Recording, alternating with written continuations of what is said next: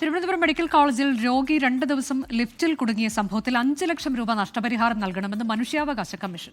രാവിലെ 10 മുതൽ വൈകിട്ട് 5 വരെ ലിഫ്റ്റ് ഓപ്പറേറ്ററെ നിയമിക്കാൻ മെഡിക്കൽ കോളേജ് ഉത്തരവാദിത്തം കാണിക്കണമെന്നും ഉത്തരവുണ്ട്. റിനു ശ്രീധർ വിവരങ്ങളുമായി. റിനു, എങ്ങനെയാണ് മനുഷ്യാവകാശ കമ്മീഷന്റെ ഇടപെടൽ ഈ വിഷയത്തിൽ? അനുജ, 2024 ജൂലൈയിലാണ് തിരുമല സ്വദേശി രവീന്ദ്രൻ 2 ദിവസം തിരുവനന്തപുരത്തെ ഓർത്തോ വിഭാഗത്തിലെ ലിഫ്റ്റിൽ കുടുങ്ങിക്കിടന്നത്. ഇതിൽ സ്വമേധയാ അന്ന് മാധ്യമ വാർത്തയുടെ അടിസ്ഥാനത്തിൽ മനുഷ്യാവകാശ കമ്മീഷൻ കേസെടുത്തിരുന്നു. പിന്നീട് രവീന്ദ്രൻ നായർ പരാതി നൽകുകയും ചെയ്തിരുന്നു.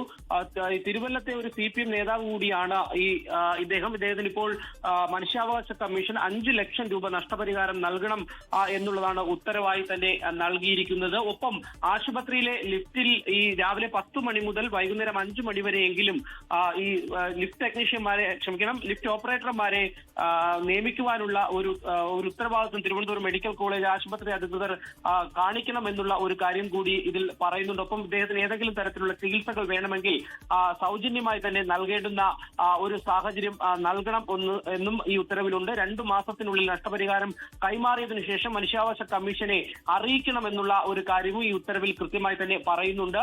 2024 ജൂലൈയിൽ അദ്ദേഹത്തിന് ഓർത്തോ വിഭാഗത്തിലാണ് ചികിത്സ തേടി എത്തിയത്. തിരികെ വീട്ടിലെത്തി ചില രേഖകളുമായി തിരുവനന്തപുരം മെഡിക്കൽ കോളേജ് ആശുപത്രിയിൽ എത്തിയതിനു ശേഷം ഈ ലിഫ്റ്റിലേക്ക് കയറുകയായിരുന്നു. ലിഫ്റ്റ് വർക്ക് ചെയ്യില്ലെന്ന് ഒരു സൂചനാ ബോർഡ് പോലും അവിടെ വെച്ചിരുന്നില്ല അധികൃതർ. അതുകൊണ്ട് തന്നെ വലിയ വീഴ്ചയാണ് മെഡിക്കൽ കോളേജ് അധികൃതരുടെ ഭാഗത്തു നിന്ന് ഉണ്ടായത് എന്നുള്ളതാണ് നിലവിൽ മനുഷ്യാവകാശ കമ്മീഷൻ വിലയിരുത്തിയിരിക്കുന്നത്. ഏതായാലും 5 ലക്ഷം രൂപ നഷ്ടപരിഹാരം 2 മാസത്തിനകം നൽകണമെന്നുള്ളതാണ് ഉത്തരവിൽ പറയുന്നത്. റിനു ശ്രീധർ തിരുവനന്തപുരത്ത് നിന്ന്. ലോകത്തെവിടെയായാലും ഏത് സമയത്തും 24 വാർത്തകളും ഓഗ്മെന്റഡ് റിയാലിറ്റി പാക്കേജുകളും എക്സ്പ്ലെയിനറുകളും വിശദമായി കാണാൻ ഞങ്ങളുടെ യൂട്യൂബ് ചാനൽ നിങ്ങൾക്ക് സബ്സ്ക്രൈബ് ചെയ്യാം.